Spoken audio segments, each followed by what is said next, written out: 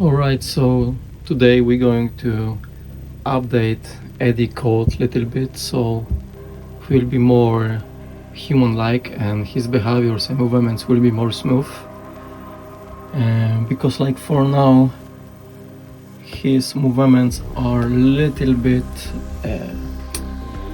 like a robot.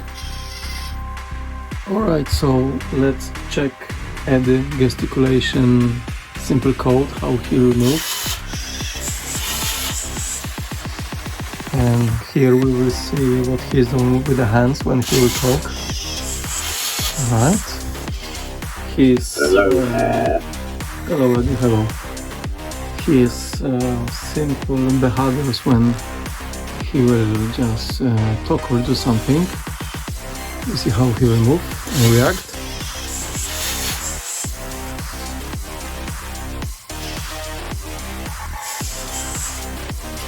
That works. Hello there. Alright. Oh, I see. Yeah, leave my phone. Interesting. No, it's my phone.